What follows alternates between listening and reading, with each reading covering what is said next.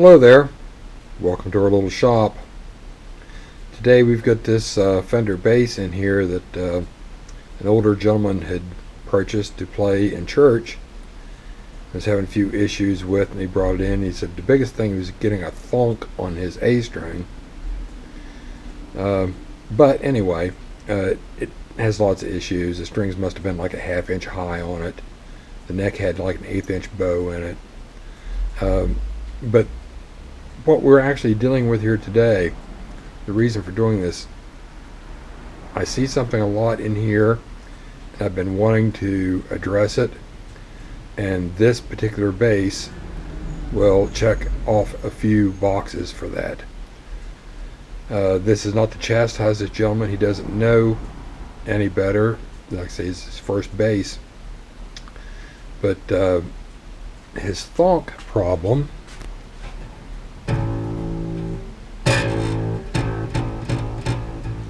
actually is not as bad after I adjusted the neck and shimmed the neck, but his A string here would actually pop out of the slot, and the reason for that is the way the strings are put on. You see the E string here and the A string here both are coming off the top of the tuner, lots of winds. Same thing here. Another thing is the ends of the strings aren't seated in the tuner properly. So what this gentleman has actually done is use the entire length of the string. So what we're going to do here is a short lesson. Oh, squirrel. Alright, where were we? Had to deal with another crisis there. Anyway, so what we're going to do here is explain a few things. One, how to put these on properly. And two, another issue that shows up in here a lot of people either cutting the strings too short and not having enough winds, and again having a problem with the angle of the string coming off the nut to keep it from buzzing in the nut slot. Because I usually don't have that problem with the two higher strings, the G and the D, because of the string trees. Another problem that's come up in the later years is the headstock scoop isn't as drastic as it was in older basses. So Fender has actually started adding a separate little string tree mounted to some of the tuners right here to hold the A string down. But we're going to talk about a sneaky little way that I have to measure the strings to cut it to the proper length. A lot of people have talked about, things online about how to decide how much string to leave, but the problem is you can't go like next tuner or length or whatever, because tuner shafts are different sizes. There's too many variables. So like I say, I've got a sneaky little trick to show you, and that's what part of this is going to be all about. So let me get things situated here and we'll get at this.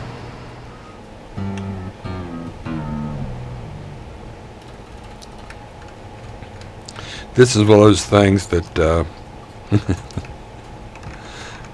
lot of people is going to say, well, why didn't I think of that? It's really simple.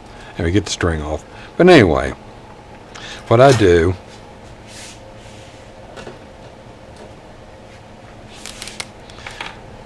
is you might want to mark where your string meets the tuner, just to give you a reference point.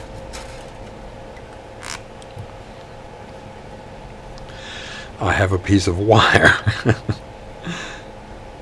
Now, the strings are supposed to go down in to the tuner. So take the piece of wire, stick it down the tuner, bend it over. 3 wraps. 1, 2, 3.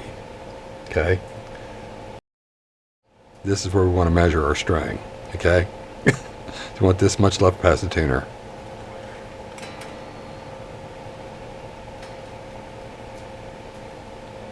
In a lot of cases, it'll work out, especially with Fenders, that the G string will almost be right. A lot of the string manufacturers will mention to do a nice 90-degree bend right here to keep the winding from slipping on the core.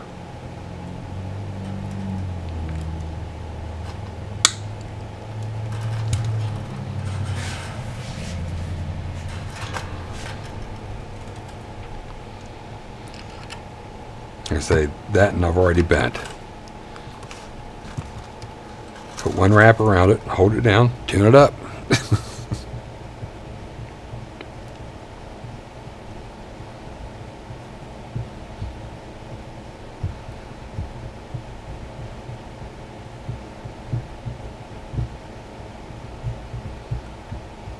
Be a good time for some music. I'm not going to hum.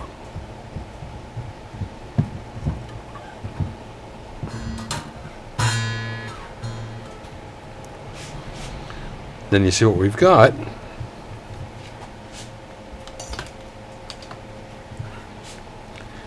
It's 3 nice smooth wraps. The string coming off the bottom of the tuner here.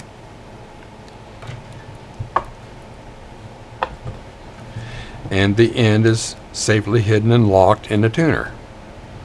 Simple enough, right? Okay, let's do another one. See, this is always a bad idea.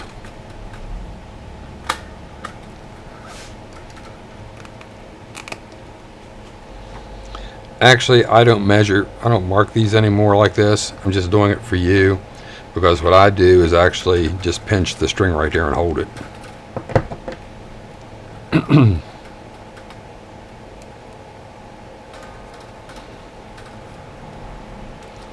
So right there is where we need to cut it.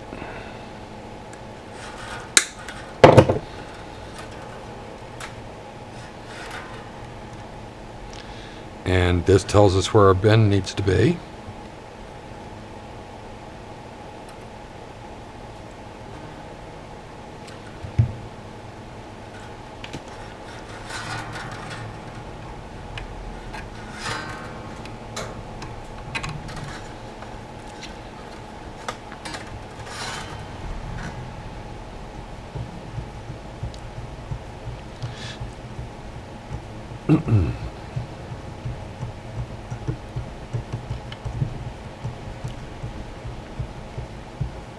Something else while I'm doing this, a lot of guys have mentioned to me why I don't just wrap the string around it to take up slack instead of using the tuner to wind it.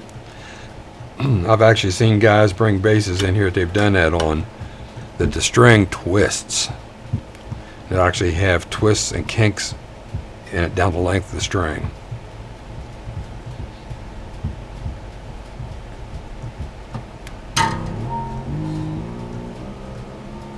There, again, 3 nice little wraps.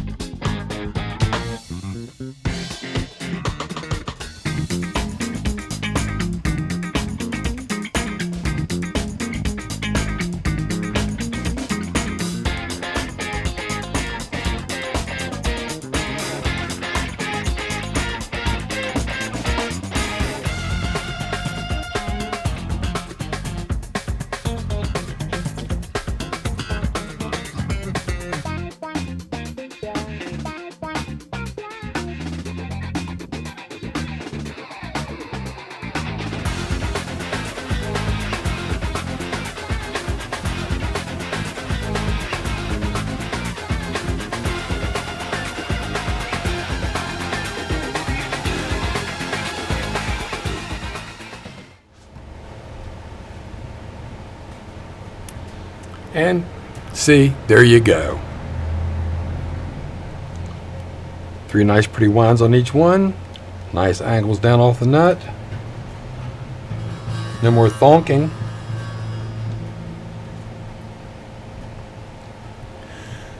So there you go. Simple way to string up and measure strings on a bass.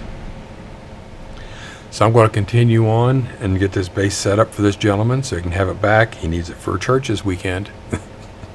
So till next time, play nice. I'll see you later.